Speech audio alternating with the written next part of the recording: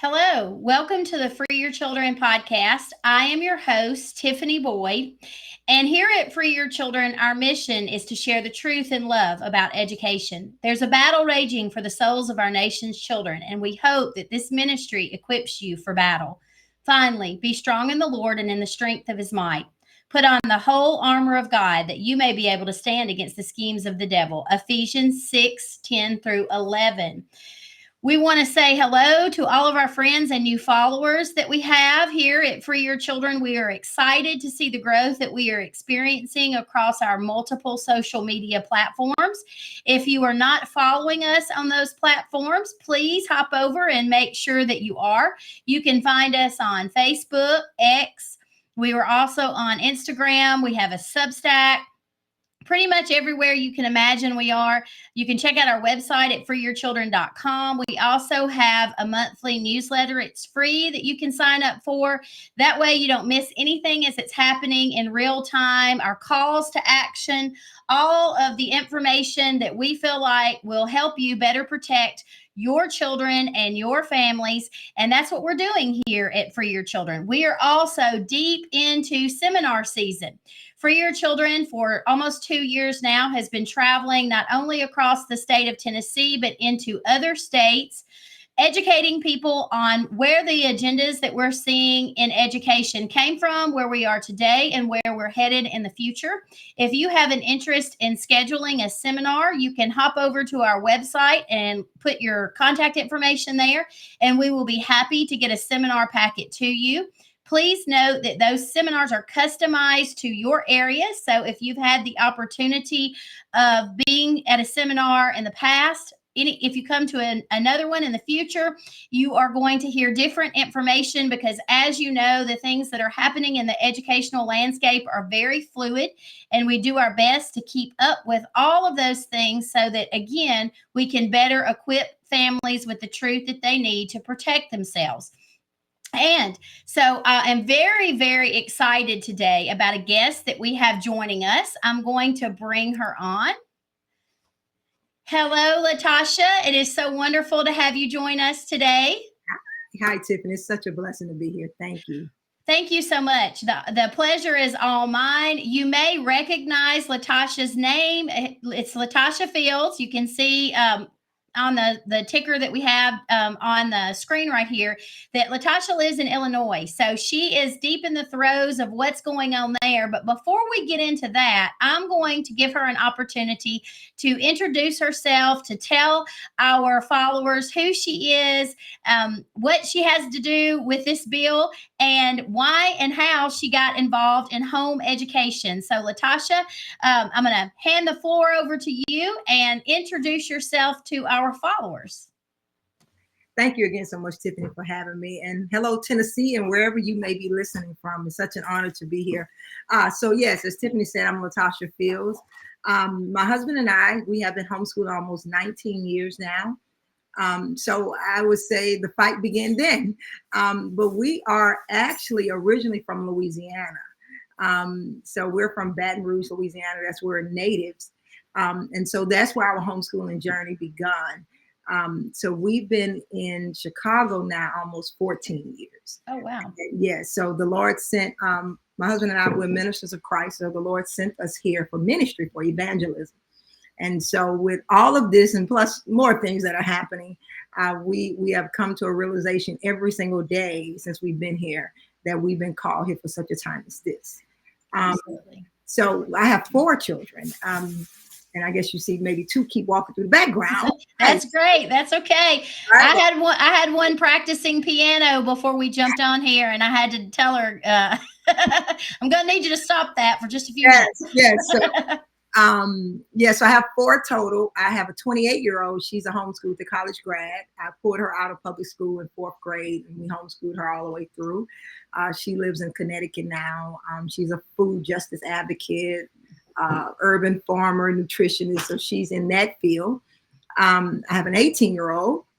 We just graduated him out in May of 24. And so he's headed to welding school in a trade. And then I have 2 more that are homeschooling, 15-year-old son and a 9-year-old daughter. We also have a micro school. So I have an in-person and online micro school. And we also have a homeschool co-op. So we just got, we call it a 3-in-1 learning center where we have, all these different things going on. And we've Right. been doing all of that. Homeschooling, 18 years, almost 19, and with the school, 17, almost 18 years. Congratulations. Yes. We are actually we're finishing up our 21st year of homeschooling, and then our youngest is 12. So we have several more years to go. So it's always wonderful to have a veteran homeschooler come on and discuss all the things that they have learned throughout their journey. So that's wonderful. Yes. So what influenced your decision to start homeschooling? Well, for me and my husband, again, living in Baton Rouge, as many people almost 20 years ago, for the most part, we had never heard of homeschool. Right. No context, no concept. We didn't know anybody Mm-hmm. homeschooling. So for us, it was a direct call from God.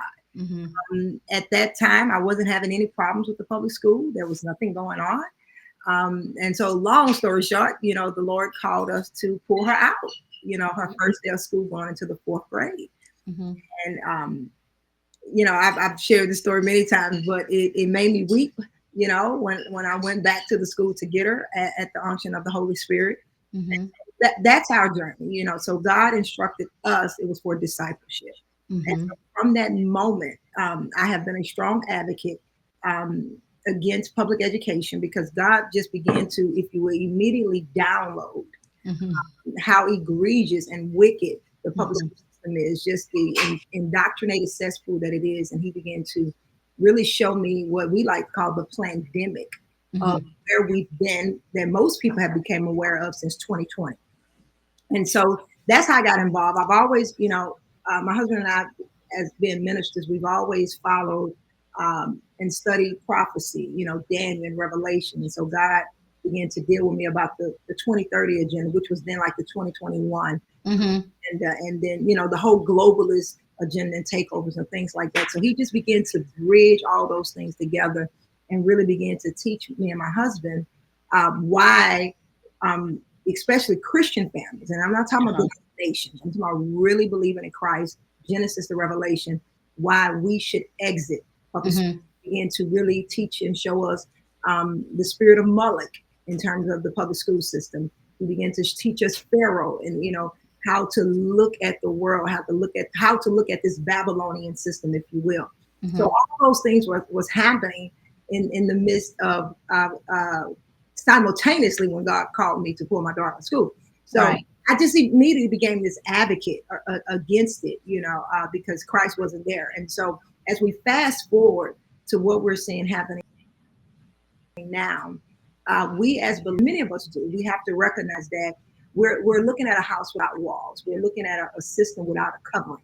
So the things that we're seeing, they're inevitable, right? They're inevitable. And then they're prophecies. We're going to see these demonic attacks. We're going to see the uprising of the homosexual agenda. We're going to see the uprising of the sexual revolution, the LGBTQ plus things, and all these wicked ideologies that we're seeing and attacking our children. And so that's who my husband and I have been for a long time. And so when we got to Illinois, I wasn't really into the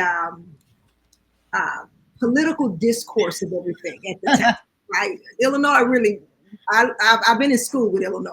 Right. So this government taught me a lot in that, but I've always followed educational policies. We look at California, New York, and things happening. We know they're the tentacles, things. Right.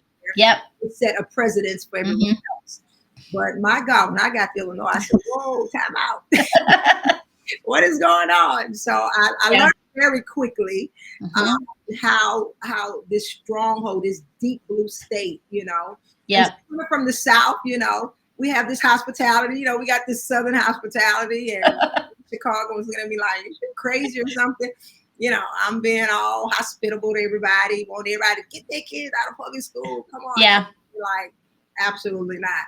So I learned very quickly there is a stronghold here with public education. I learned very quickly, strategically in the Holy Spirit, how to tackle Chicago public school systems. I live on the south side of Chicago.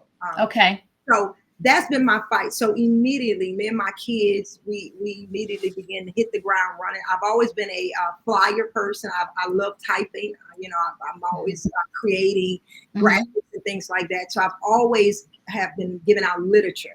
Mm-hmm. And as I read bills, I've always been able, by the grace of God, to do synopsis of the Oh, that's good. Yeah. bill, share with our community to inform them what was happening. And I'm also the state coordinator for parentalrights.org, which is a sister organization of HSLDA. And so from that perspective, I've always been, if you will, one of the frontliners bringing advocacy about our parental rights.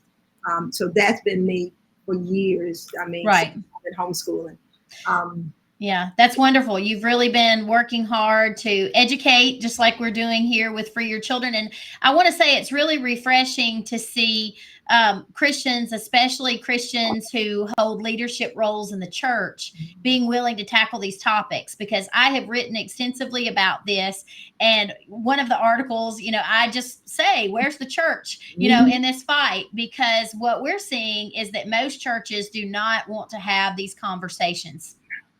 No, and that's another thing I learned real quick here too, because you're just thinking, okay, you're the church, and so Right. I'm gonna fast forward. One thing that God continually tells my husband and I think we all would do well to keep this in the forefront of our minds, because I know I do.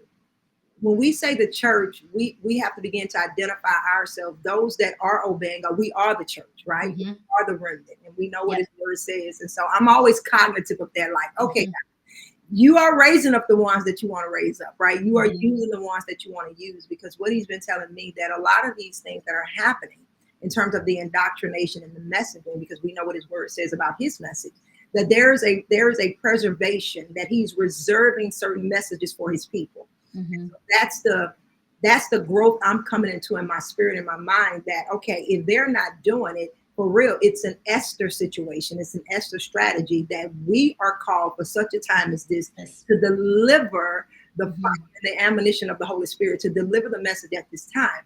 And so the way we look at the what I like to call the platform church, the ones that are so in the spotlight, if you will, but they're not saying, they're not doing anything. They're allowing the morality of God, the absolute authority of God, to be legislated against, and they're being muzzled due to partly the 501c3, right?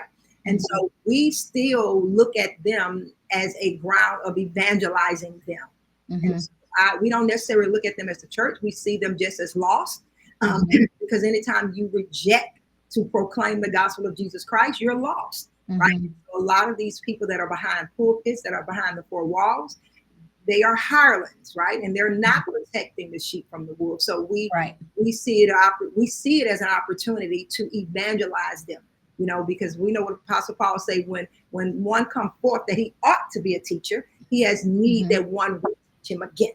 And so that's what we do. So we have sent a lot of literature to churches throughout Chicago, packages, what we call pastor packages. And again, I'm good, and even on my website, I have a lot of information about all these policies. And so now with HB2827, I like to preface people when it comes to Illinois. Our informative sessions and our meetings to say, let's not start with HB2827, right? We can't start there. Not with Illinois. We can't. Right. We have to look at the trajectory of policies that has been happening in this state, that this state has pivoted itself. It has postured itself to be, one, anti-Christ, and therefore anti-parent, and therefore anti-family. And so I'm always meeting with people, even legislators, even we sent the package to them last week. You have been an anti-state type of legislators. You guys, this is all you do, is pass policies that's against family. So I'm not shocked with HB2827, because homeschooling is the last standing thing in Illinois. And so there has been clarion calls. There has been warnings like, all right, you guys, we're next. And so we've been telling people, get your kids out of public school. I am proud to be anti-public school. Get your kids out of public school. Your home is your ark of safety, right? It's the ark. That's the safest place, the safest domain to fight these people, right? We have been bracing ourselves, thanking God for His grace that they hadn't came, but now they showed up.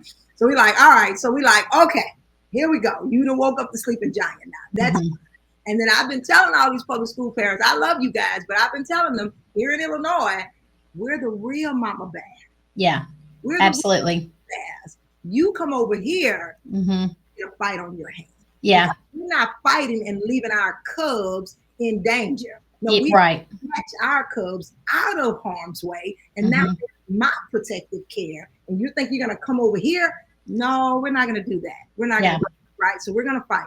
And so that's the political landscape of Illinois, and why HB2827 is not just a threat from its current nature. It's a threat because of the nature of politics in the state of Illinois. Yeah. You know, we were talking about this before we started the show, and I was sharing with you that, you know, Tennessee is supposed to be a conservative red state, but the majority of our legislators in Tennessee are not freedom minded, and they are not pro homeschooling, and they are not pro parental autonomy when it comes to being able to have the freedom to educate their children as they see fit.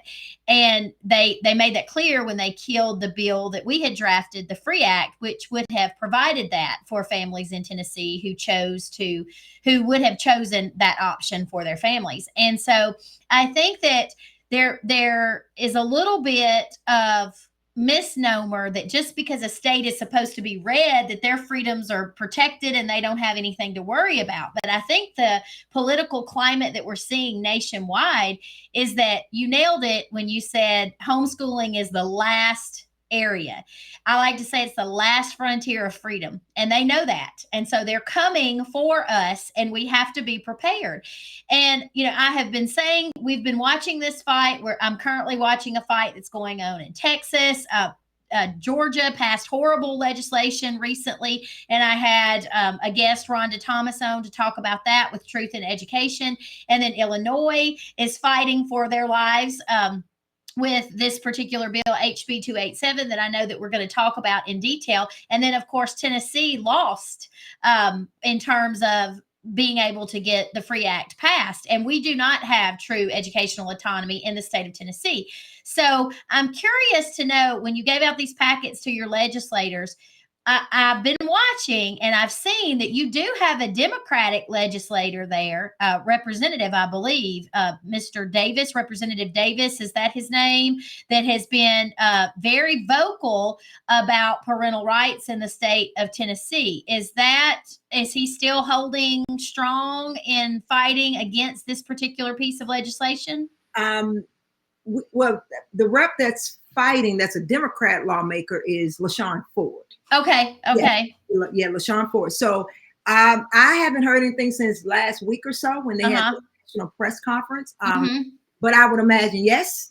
And so I think it may be two more in Springfield that are Democratic lawmakers, and actually they are homeschoolers. They're Democratic lawmakers that are homeschooling. So that is definitely part of their advocacy that we greatly appreciate that.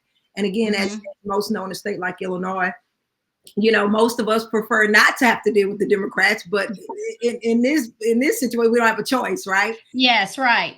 Last Monday or so, me and my sister Angela Harris, who's the assistant director in our school here, again, I'm always typing and drafting things, and after I debated Tara Costa Howard and on various medias and watching her on other media outlets, you know, we just kept saying that this woman is being very untruthful.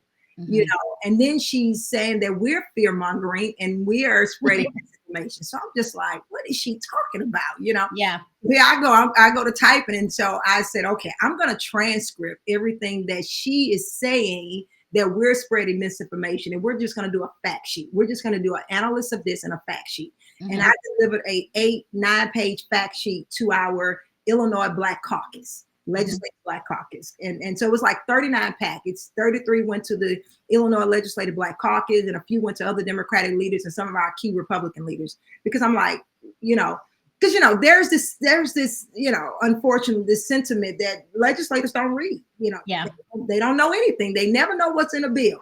So I said, I'll make this very plain, very simple. And so we created a chart. This is what she's saying. This is the facts, right? Very plain, very to the point. And then we did a detailed breakdown of each statement. So there was about eight key statements that she kept making. And so that's some of the things that we've been doing. So, however, we believe that and the surmounting pressure that I thank God for the Illinois homeschoolers have done. You know, 130,000 witness slips, the 2,000 on Cherry Pie Day that mounted the Capitol, and then there almost 7,000 that mounted, you know, the various 2 weeks later for the hearing. And I believe with all of our efforts collectively, I believe that's why on Friday that was installed. That did not get the vote. Oh, let me back up. First and foremost, prayer. All right. We've all been literally praying and fasting all over the state. And a lot of our sisters and brothers, including you guys from all over the state. So our prayer first, fasting has definitely helped, and with our efforts, because we know what the word of God says, faith is dead without works, right? It's kind of like we said before the show. Ain't any you having to shovel, you're not doing anything with it. Right. So we're praying and fasting and doing everything that we know to do to bring this bill to where it is today. So on Friday, the bill is stalled, right? But we know, as we're saying here in Illinois, that we probably won that battle, but the war is still raging, right? We're in a holy war, we're in a spiritual war, we're in a religious battle. Absolutely. And so we're keeping Illinoisans on their feet. You know, we're really on their knees. Do not stop praying. Do not stop fasting, because the battle is not over yet. And even, as you know, Tiffany, even if the bill fails here, the battle is still not over, right? Absolutely. I tell homeschoolers over and over again, you are one legislative session away from losing your freedoms. And no matter what happens this legislative session, you are going to be continually fighting this battle from this point forward, because as you mentioned earlier, and For Your Children speaks on these topics and writes on these topics regularly. If you follow me, you will see me post, you know, over and over again about the globalization of education. So that agenda is to control all forms of education. And of course, we know, because homeschooling is the last freedom frontier, they are not going to stop until they attempt to do everything in their power to gain control over parents who have chosen to abandon the system and take up the mantle of discipling and teaching their own children. And we know that, of course, it expands communism. Communism's not friendly to Christianity. And you're right, it is a spiritual battle. And I want to talk about what you feel like has influenced this particular piece of legislation. I know that the Coalition for Responsible Home Education has had a lot, or put out a lot of propaganda on the dangers of homeschooling and the dangers of homeschool parents.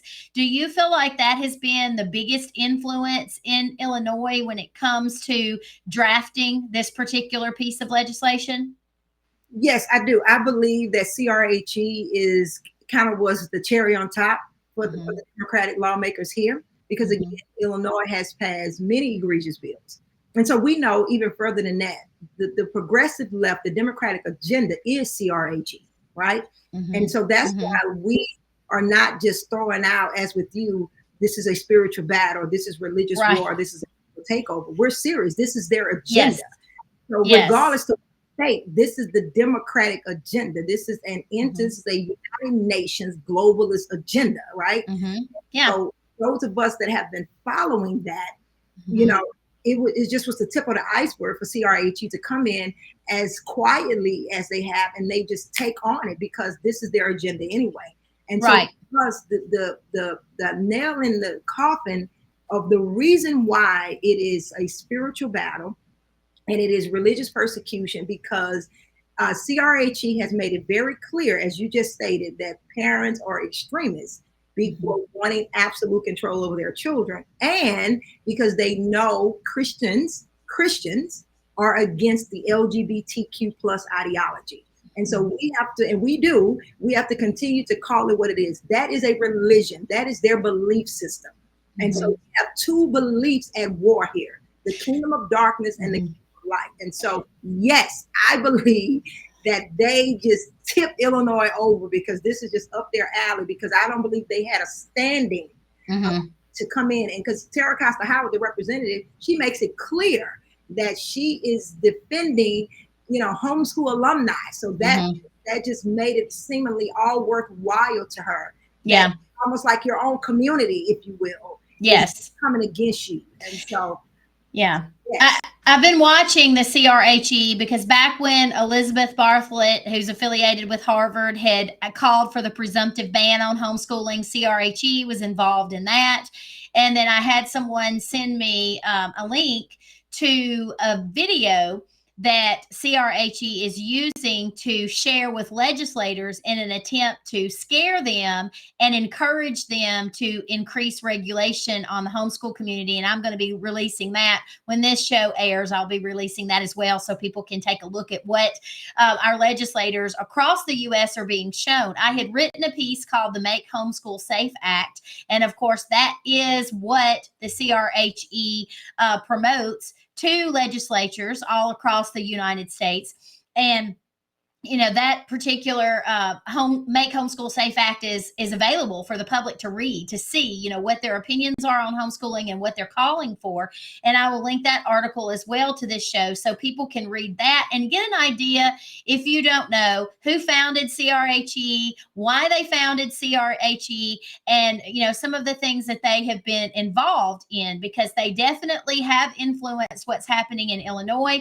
They influenced our legislation in Tennessee with the Free Act, because we know that our legislators were mimicking or parroting some of their propaganda. We were accused of sex trafficking our children, potentially sex trafficking our children if that bill passed. We were accused of being child abusers, and that's the reason why they couldn't pass the Free Act in Tennessee. And so all of these talking points are the same talking points that CRHE uses. So there may be people that are watching this that do not understand what the Homeschool Act in Illinois is and what it seeks to do.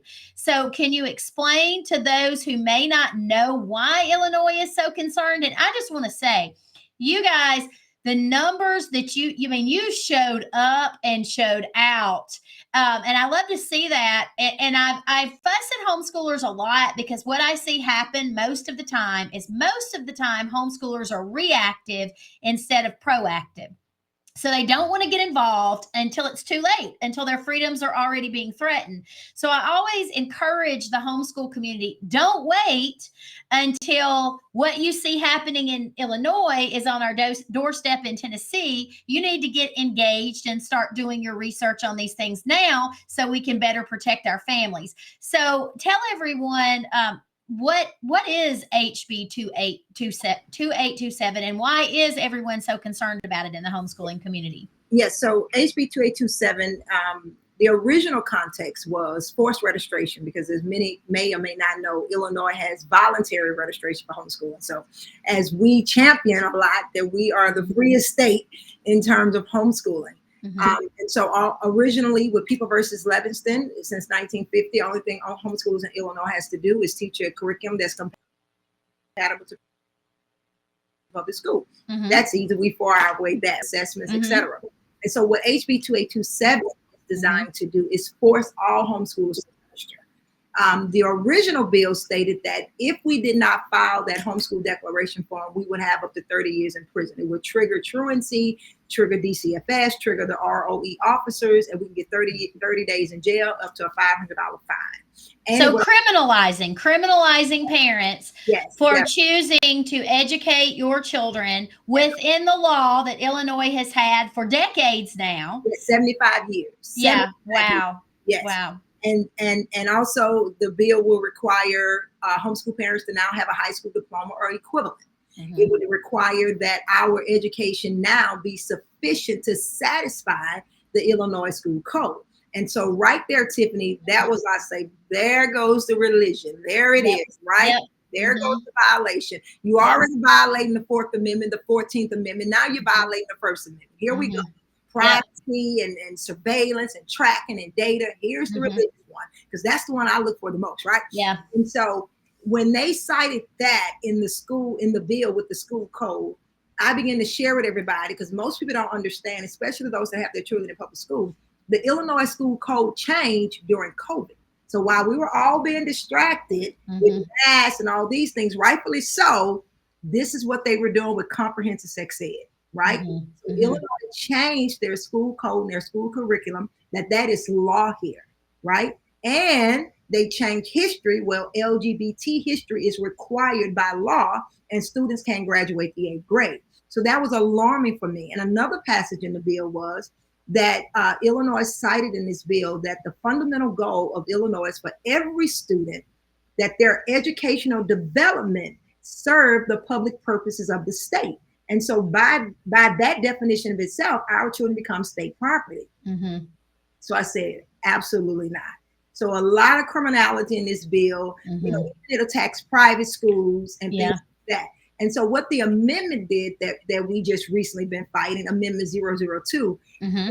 trying to scale back, but it really kind of made it worse, right? I just don't understand. So everything that she was saying, we was, you know, misinformation, Mm-hmm. made it plain. And so now we're labeled, now the criminality charge is education neglect and abuse. So now these are abusers. Mm-hmm. We're going to be charged with education neglect if we don't submit this form. And so now we're going to be reported to the state's attorney. And so, Mm-hmm. you know, for me, that just reminds me of Kamala Harris, you know, as a state's attorney, you know, with truancy. And I mean, it's still, there's still investigation. It's still and all and potential removal of your child from your home. Yes. And also inside this bill, this amendment, now the truancy office can actually visit the child and speak to your child. Very vague language. We don't know if it's with or without consent. In the home, out the home, it just says they can speak to your child. Yeah. My child about what? And I don't know what the climate looks like in Illinois with truancy, but here in Tennessee, we have, I am, our oldest child's 33 years old. I have never been in a juvenile justice center ever in my life until I believe it was last year. And we were contacted by a parent who had gotten trapped up in truancy. The school system had not even followed their tiered model for truancy. And this parent had removed their child from public school and had enrolled them in a legal homeschool option in the state of Tennessee. And within the state of Tennessee, you can remove your child at any point and enroll them in a legal homeschool option. And that's what this parent had chosen to do. The child was legally enrolled in this school. Anyway, the judge threatened the family with removal of the child from their home if they did not re-enroll them back into the public school system.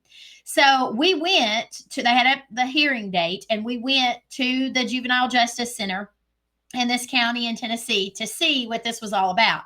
And we listened to them tell parent after parent that they legally could not homeschool their children, and that they had to make sure that they were back in the public school system, you know, the following day or whatever day of the week that they had court there. And that's not constitutional. It's not what the law says in the state of Tennessee. But the problem is when these kids start getting trapped up in the juvenile justice system, and I don't know if Illinois has this or not, but in Tennessee, last legislative session, we passed a bill that would allow for the opening of at-risk boarding charter schools. They are calling them opportunity schools, but they're at-risk boarding charter schools. And so children will live in these institutions. That's what they are. And some of the benchmarks for at-risk are truancy, chronic absenteeism, neglect, abuse. And so when you start talking about what this bill is attempting to do in Illinois, you're using all the same language that we are seeing in Tennessee with legislation. And this is why it is so important for not just homeschoolers, but parents in general to listen and pay attention to what's happening all across the United States. Because before we jumped on and started recording the show, I said to you, what's happening in Illinois right now is setting a precedent. What they're doing, you're like the test state. So it's setting a precedent to see just how far they can push and what they can get away with. And then we're going to start seeing these Orwellian pieces of legislation being levied in state after state after state, because there definitely is an attack on parental rights and homeschooling going on all across the U.S. Absolutely. I agree. Absolutely. So it is a very draconian bill, very egregious, very wicked and tyrannical. And so, yes, I echo everything that you're saying, that we have to wake up all over the country. Yeah. We have to wake up. And that's been the meetings that we've been in too. And I've been prefacing everybody saying, okay, this is not a homeschool bill. This is a parental right attack. Yes. Okay? This is an attack against parental authority. Mm-hmm. Now, one more point with the bill, with the whole education portfolio, now they want to see samples of the students' work, Mm-hmm. the curriculum we purchased, the curriculum. So all those things, then what are they looking for? Right. What would the truancy officers be looking for? What would the ROEs be looking for? So if the curriculum doesn't satisfy who? Exactly. Yes. Right? And so and what type of worldview are we attempting to satisfy here? Exactly, you know, because we teach from a biblical worldview. Right. So we're going to have creation. We teach it. Mm-hmm. We have accredited Christian curriculum, etc. And so those things are very, very alarming. And so I thank God that we are fighting and we are pushing back against this bill. And also another point, when you brought up truancy, that in this new amendment, they're saying now if you withdraw your children from public school, you have 3 days. If this bill was to pass, you have 3 days to file this declaration form. And so right there, we can see where a lot of parents will get trapped in that. And then even if you misfile or accidentally file with the wrong district, that, I mean, you can trigger truancy. Yeah, absolutely. Are they still trying to accomplish a waiting period where with this bill where you have to wait so many days and be approved to homeschool? I haven't read any language like that in this bill. Okay. But we know just the way it's outlined, we even see where it's very administrative. It's a burdensome bill, very administratively overburdened with parents too. It is so burdensome that it's almost, I hate to say this, is better just keep them in public school the way it's designed, because parents will have so much to do. And that's the reason. Right? Yes, that's the plan. And so I'm like, what in the world? And the fear. I think a lot of parents, when they start looking at a piece of legislation like this, and they may be considering homeschooling, and they may have, called you and said, Latasha, I've got to get my kids out of school. And, I know that you can help me do this. And now this bill's looming on the horizon. And they're like, I don't want to risk going to jail and having my children removed from my home. And so it's I'm afraid, going to instill fear in a lot of parents. So what do you say? Because we talked about this as well, about courage breeding courage. And so I thought it was so refreshing. I was so excited to be able to do this interview with you. The fact that you and your husband are, religious leaders in your community. And so you're already setting a precedent, especially within the Christian community, but you're also setting a precedent for families and women, largely across the United States, are watching to see how the families are responding in Illinois to this. And I know a lot of homeschoolers sometimes are hesitant about getting involved and showing up and fighting for their rights. What do you say to those families that may be afraid to get involved or think that I don't get involved in politics? I like the last thing you said. Stop thinking you shouldn't get involved in politics. That's a big one, Tiffany. And that's one I believe God has to teach all of us. One, if you are a Christian, think of it very simplistic. Government rests on his shoulders. One, we serve a king. You don't dare think that you have nothing to do with politics or policy or government. You serve a king, okay? And so every facet of our lives is governed by an ordinance, by a regulation. My background is real estate.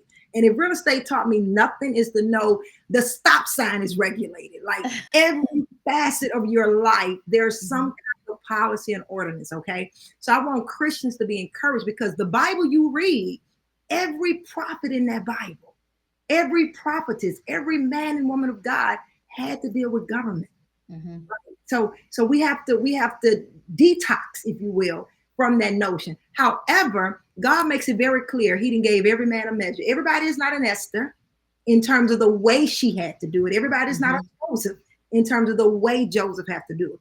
But we all have a measure of our Father. We all have a measure of Christ that we have to be vocal in our sphere of influence. So no, everybody's not called to the front line. I agree. Everybody's not called to embrace the halls of government and the corridors of government.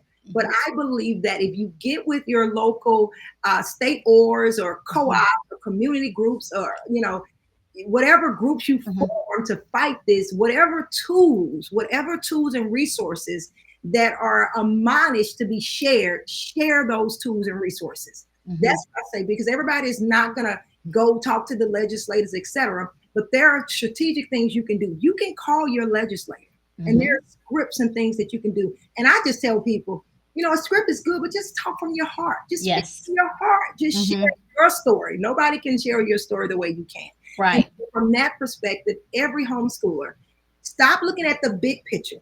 Look at your babies. Look at your children. You better do. You hear me? You better do everything that you must do to protect your babies, right? Whatever that may be. If that's just sending an email, if that's just sharing something on social media, if that's just making a phone call, you do what needs to be done to protect your house. Because all of our work collectively, seen and unseen, God sees it and God knows it, and he's going to do something with that. All right. Absolutely. So we encourage, this is a fight for our life, right? This is beyond policy. This is beyond a legislative debate. This is life or death, right? And another key thing that I've been sharing that I want people to understand, we as adults, we're not just fighting for the right now. We are setting a precedent, spiritual precedent in our children, because our children are watching us right now. Right? The nation, the world, the globe is watching each and every one of us and how we are handling this situation. And I tell people, when the Bible teaches us to lay up an inheritance for our children's children, he's not talking about your bank account. You gotta lay up a spiritual inheritance where these babies can be fortified, that they can be like what God told the prophet Ezekiel, let their heads be like flint, their foreheads like flint, and their tongues cleave to the roof of their mouth, where they won't be a reprover for the enemy. So your fight is not about today. Your fight is about tomorrow. Absolutely. Strong in the Lord. Yes. Courageous in the Lord to do everything spiritually and humanly possible to protect generations. That's what God has called us to do. To be the repair of the breach. To be the restorer of the path to the well-end. To come out of those places of obscurity and fight to repair the generations. Because we have the Antichrist. So this is almost like boot camp. Yeah.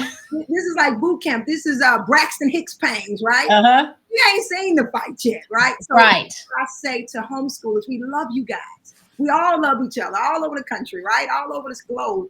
And we have to fight together in our respective places. God has us all positioned in these geographical locations for a reason. And everything that you're not involved in politics, and there's nothing that you can't do. So that's my heart. That's my message to homeschoolers all over the country. I love us, and I think that we are doing the most sincere thing that we can do biblically, as Deuteronomy 6, in teaching our children. You can't get no closer to God, in a sense, if you will. Right. Back your authority to train up your children in the way that they should go. And it's really a privilege. Yes. I feel, Tiffany, I feel it's an honor because God could call in anybody. So when I think about my story, another podcast where me and my husband come from, and to be in this place that we are in, it is nothing short but a miracle and an honor from God to be a voice for him. And that's the way I look at it. I am being a voice for my Father, and I am sharing the destiny and the purpose that he has placed on the inside of me to feed his sheep. And so homeschoolers, Christian homeschoolers, that's the way I want you to absolutely obey God. Do whatever. Absolutely. Yes. A wonderful message. We are leaving a legacy. And, I say often we will be called to give an account for not only what we did when we leave this world, but also what we didn't do. And I said, I hope no one gets in behind me when I'm giving my account, but I know that this is one thing that I won't have to give an account for, because I'm doing everything earthly possible to educate families, to be the watchman on the wall, to sound the alarm. And then what they choose to do with that information after it's given to them is up to them. Absolutely, Tiffany. That is it. And I'll just say this one thing over here in Chicago. We are very intentional about our faith. We don't lead with academics. In our school, in our co-op, we lead with discipleship, right? Because as everything we know will fade, that is one thing that will never fade. And so we uphold the banner of Christ. And that's why we're doing this. And so we go forth in that legacy. We go forth in that testimony of Jesus Christ. and we proclaim him. We blow the trumpet and make that clarion call that we're doing this for the cause of Christ. What would be, what's the next step for this bill? I know that they're on a break right now, and then they reconvene next week, and then what happens? Well, she's doing amendments. And so I think we'll be repeating the process all over again. Hopefully not. We're praying that God just killed this bill. But if not, right, if he see fit that we have to fight some more, we're willing and able. But that's what's happening behind the scenes. Amendments are being worked on. And so if she call another amendment, it'll be another space for witness slips, and we'll just go through the process again. It'll go through the readings in the House again. And we have until May 31st in terms of the end of this legislative session. And so that's what I was going to ask. When does your legislative session end? So what advice do you have for parents about this bill as it's still going through committees right now? What do they need to do? Continue to oppose it and continue to share with your family and friends the details of this bill, the complexity of this bill in terms of how it would threaten your rights, your freedoms, right? And share with public school parents. Don't just leave it to homeschool parents. Share with everybody, because we need all hands on deck, if you will. There's a lot of information floating around social media. I have a very simple summary of the bill on my website, which is epicforchange.org. that they can go there to just get a quick synopsis. Of course, HSLDA has it on their sites as well.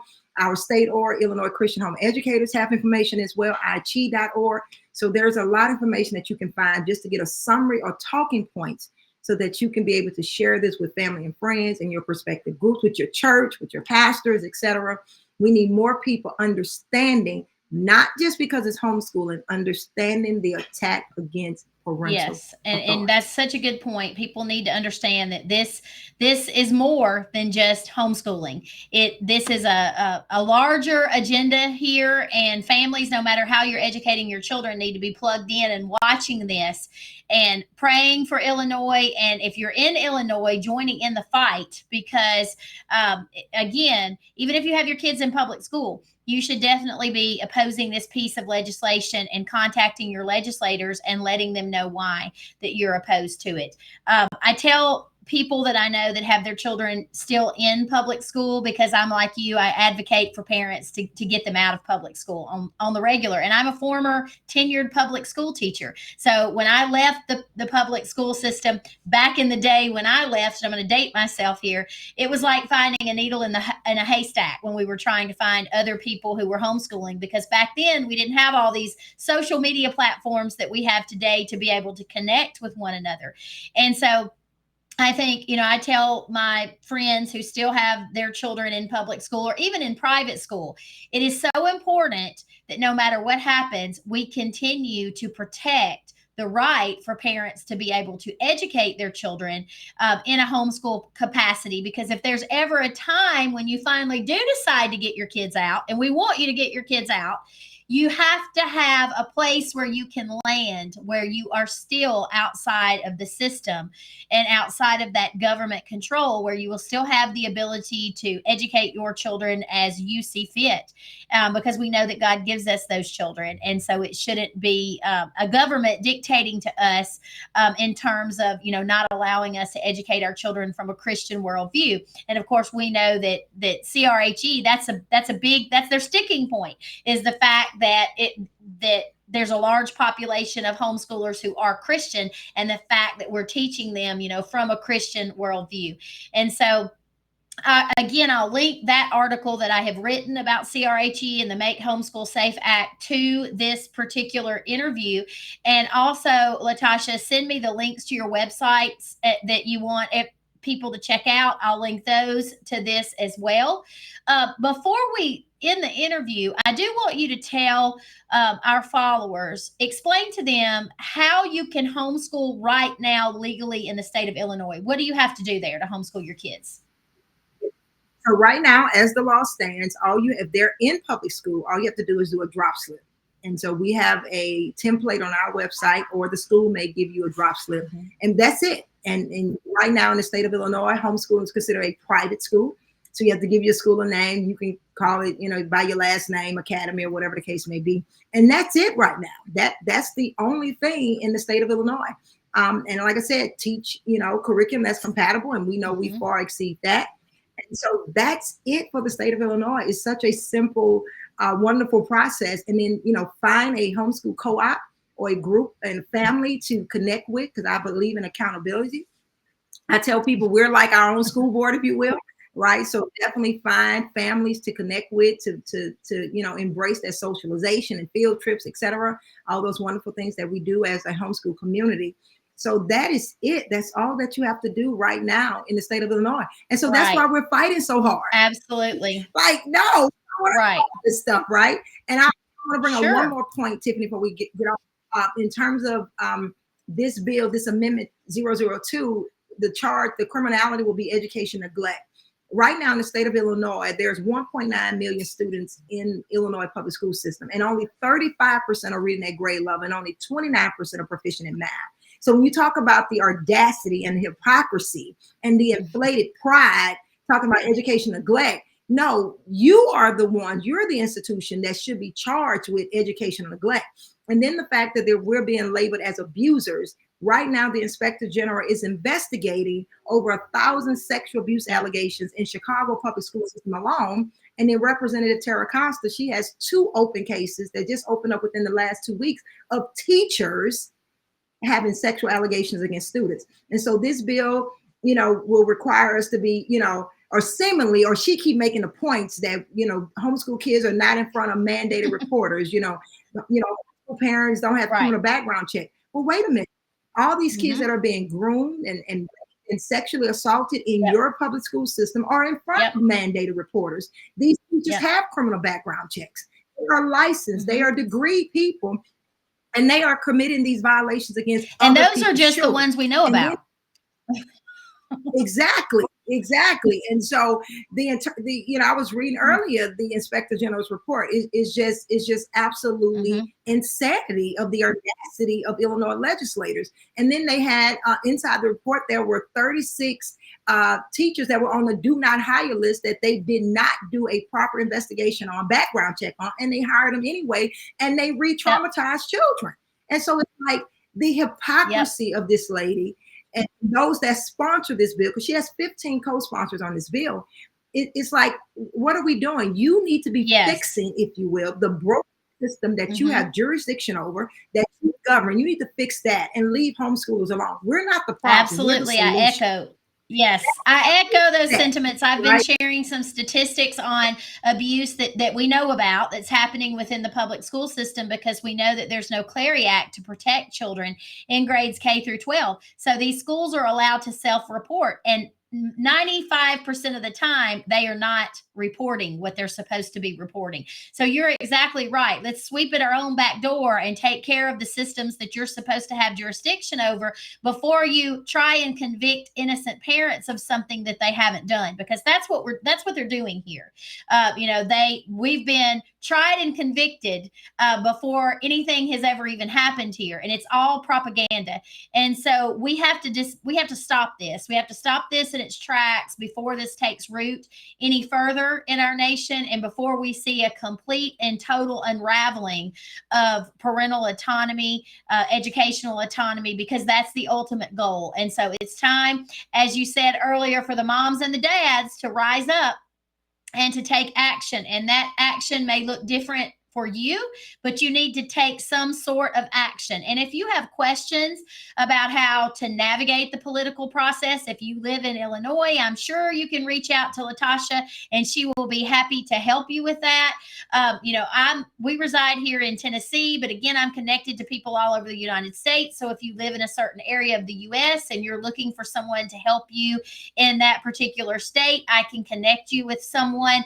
But what you don't need to do is do nothing. You have to be willing to take action. And I also tell homeschool families, don't be afraid to learn about the political process right alongside your children. This is a perfect opportunity, if you didn't learn it in the public school system or the private school system or however you were educated. If you're unfamiliar of how bills become a law or who your representatives are, that's okay. But Now's the time to learn.